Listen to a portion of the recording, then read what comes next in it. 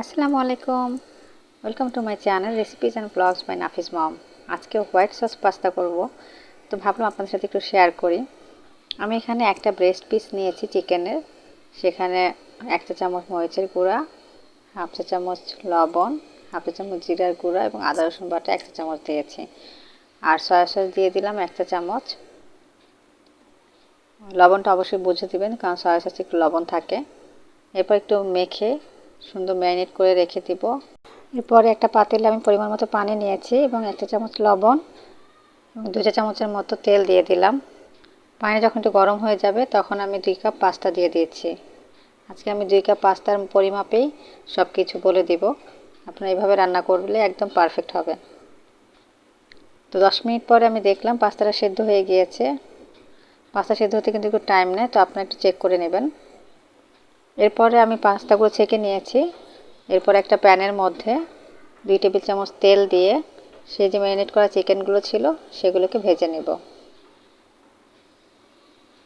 এই চিকেনটা হতে কিন্তু খুবই অল্প টাইম লাগে, যেহেতু একদম হাড় ছাড়া সলিড মাংস থাকে। 4 থেকে 5 মিনিটেই হয়ে যায়। এরপর আমি পেঁয়াজ কুচি দিয়ে দিচ্ছি। এখানে একটা পেঁয়াজ নিয়েছি আর একটা অর্ধেকটা গাজর নিয়েছি। আপনারা আপনাদের পছন্দ মতো শেপ করে কেটে নিতে পারেন।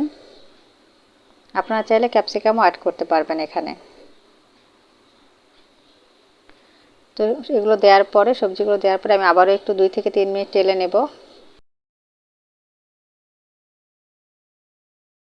ব্যাস, আমার চিকেন হয়ে গিয়েছে। এখন চিকেনটাকে নামিয়ে ফেলবো। এরপরে একটা কড়াইয়ের মধ্যে 1 চা চামচ বাটার নিয়ে নিলাম। তার মধ্যে বেশি না, জাস্ট 1 কোয়া রসুন কুচি করে দিব। রসুনটাকে কিন্তু একদম লাল করে ভেজে ফেলবেন না, তাহলে ভালো লাগবে না। জাস্ট 1 মিনিট একটু টেলে নেব। এরপরে আমি 2 টেবিল চামচ আটা দিয়ে দিলাম।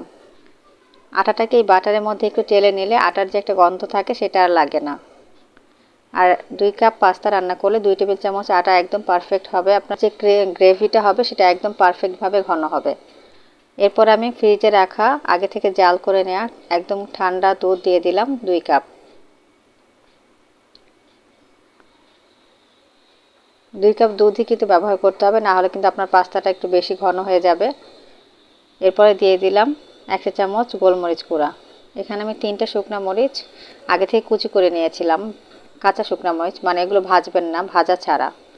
এরপরে দিয়ে দিলাম অরিগ্যানো 1 চা চামচ, চিনি দিয়ে দিলাম 1 চা চামচ এবং লবণ দিয়েছি 1/2 চা চামচ।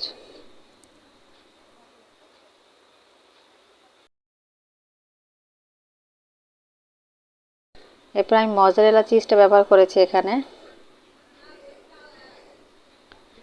মজারেলা চিজটা আমি 1/2 কাপ নিয়েছি। চিজ যত বেশি দিবেন তত কিন্তু টেস্ট খুব ভালো আসবে।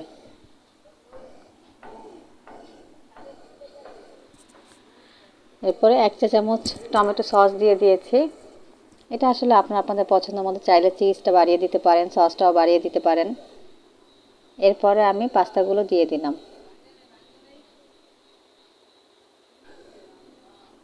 পাস্তাগুলো দেওয়ার পরে খুব ভালোভাবে মিশিয়ে নিচ্ছি।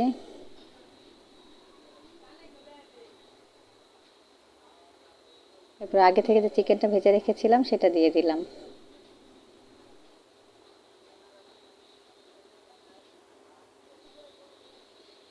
এই পাস্তাটা খেতে যে এত মজা হয়, আপনারা বাসায় ট্রাই না করলে আই থিঙ্ক বুঝতে পারবেন না। অবশ্যই একবার হলেও বাসায় ট্রাই করবেন আমার এই রেসিপি ফলো করে। অবশ্যই একবার হলেও এই হোয়াইট সস পাস্তাটা বাসায় বানিয়ে খেয়ে দেখবেন, একদম হুবহু রেস্টুরেন্টের টেস্ট পাবেন। দোকানে আর বেশি বেশি টাকা দিয়ে কিনে খেতে হবে না। অসম্ভব মজা হয়। তো এই পর্যায়ে খেয়ে একটু দেখবেন কেমন হয়েছে, পারফেক্ট হয়েছে কিনা। সেই পর্যায়ে যদি লবণ বা কিছু লাগে আবার দিবেন। আমি কিন্তু আবার 1/2 চামচ লবণ ব্যবহার করেছিলাম। আরও গোলমরিচ দিয়েছি আরও 1 চামচের মতো। এটা আসলে আপনাদের পছন্দ, আপনারা যদি ঝাল কম খান তাহলে দেওয়ার প্রয়োজন নেই।